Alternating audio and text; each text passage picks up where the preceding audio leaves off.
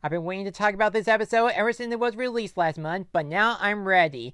This is episode 2 of Battle for Dream Island, The Power of Two. So if you didn't know what were my thoughts on the season premiere of Battle for Dream Island, The Power of Two, I thought it was amazing. I love the new contestants, Winner and Taggy. I like the animation, like the new backgrounds, the intro, and I thought the challenge, climbing to the top of the building, was a good start to the season premiere. And after waiting over 1 year from the first episode, we finally get the kind of special episode, episode 2, The Worst Day of Black Hole's Life. And yes, that's the title they're going by, and I'll explain to that in a minute. But just a little heads up everybody, from this point on, I will give away which contestant got eliminated in each episode. Since the elimination ceremony or cake of steak takes place at the beginning of the episode, I will have to give away one of my thoughts on the contestant being eliminated and try to figure out how did this contestant got the fewest votes from viewers. But if you haven't seen the episode yet and you don't want to know who got eliminated, skip to this timestamp and I'll get to the challenge. Okay, in the last episode, Jetpack again loses because they were the last teams to get to the top of the building, and now they had to do the cake and steak ceremony. Whichever contestant got the fewest votes from viewers will leave the show, while the 6 remaining contestants will receive a slice of cake. And the first person eliminated on Battle for Dream Island, The Power of Two, is Pie. And just like Pie's reaction, I thought it was, oh well. I really didn't care much for Pie and her gameplay on season 4 and 5 because I thought she acted more like Lumpy Space from Adventure Time if she was a Pie. But I did narrow it down to figure out why did Pie got the fewest votes from viewers, and it came down to the other members of Jetpack again because they were more useful. Lightning and Black Hole were the first and last members of the team to arrive at the building. Tree is technically the leader of Jetpack again as he was with the original Jetpack. Remote did all the heavy lifting from the last episode. And while Marker was in the bottom 2 at Kick a Stay, he got the most votes because it was his elevator trick that bought Jetpack again some time. The one contestant I was actually hoping for to get eliminated in this episode is Fanny because I am not a huge fan of Fanny. I'm more of a fan of Fan from Anime Insanity. It's just that I really don't like her behavior on hating something she encounters, and she didn't really volunteer to join Jetpack again to prevent death because that's the whole purpose of Jetpack again, is to prevent death and create trust. Also, it was partially her fault that 4 lost more contestants over her rant that the BFDI is being replaced with the BFB, when really the BFDI and the BFB are both giveaway prizes for Season 4. However, she did actually help her team by actually preventing death by giving Remote a new battery, so she got extra points for that. Now with Pie, the eliminated contestant, she really didn't do anything. Yeah, she did win a few challenges from Season 4, like the Staircase and the Imposter Challenge, but because she's playing a new game, her gameplay has been reset. She didn't make any plans, didn't help her team that much. We get a glimpse that she talked to another team being stuck in an elevator. She asked them if they were dying, but because they said no, she just went back up the stairs and did not help them escape the elevator. If Pie just stayed and saved the other team from being stuck in the elevator, she would probably get more points to stay in the game. But overall, it is sad to see Pie go already, but I feel mad about it. But as of now, we don't know for certain where to transport Pie. Yeah, once a contestant is eliminated, they had to be transported to some sort of elimination area.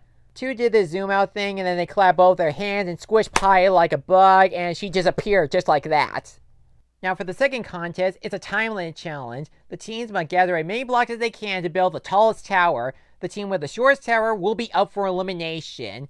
And all I can say is for this episode, it was pretty unpredictable, but there was actually one thing I did not predict throughout most of the episode. Teardrop actually joins the game in Season 5.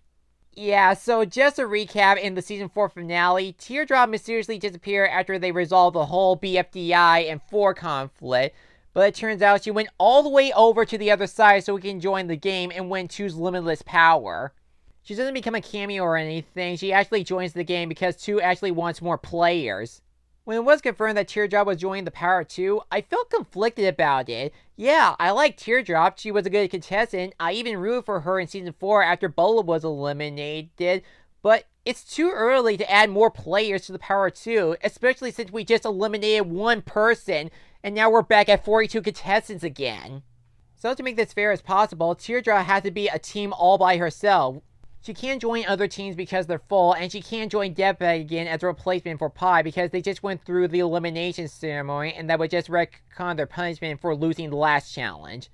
And since Teardrop joined the game late, this is the fairest they can come up with, which means we officially have 7 teams now, which are Death Pack again, the strongest team on Earth, Just Not, the S, Are You Okay, Team 8, and Teardrop.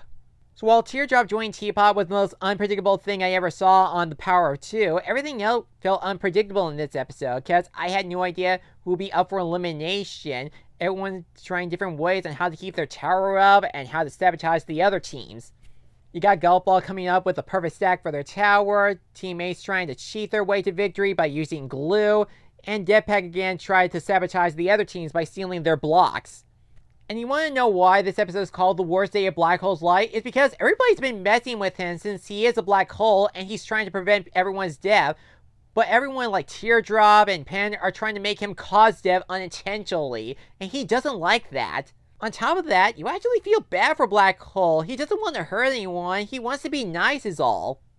Another unpredictable thing back to Teardrop, I actually thought she was going to get eliminated because she's the only member of her own team. Even if she ties for last place with another team, both teams will be up for elimination anyway. But no, she actually survives this episode, and I'm actually okay with that. It's pretty cool.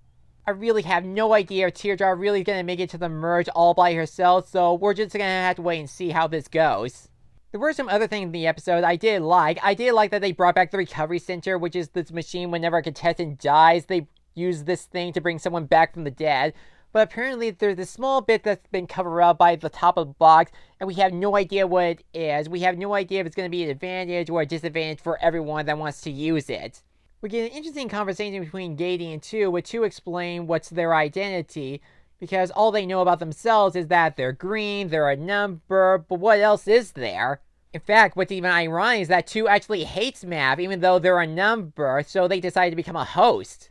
I also like the bit that RoboFlower runs her own shop, and her brain was scrambled because she has 3,000 items that she has to order for someone.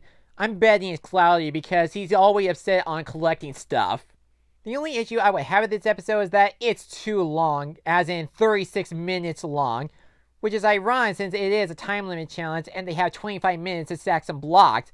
And yes, it is actually 25 minutes of the challenge. I get it, they want to give the contestants equal screen time and build up the suspense on which team will be up for elimination if they got the lowest tower. To me, I thought the challenge would work if it was up to 20 minutes, since Two is so fond of themselves.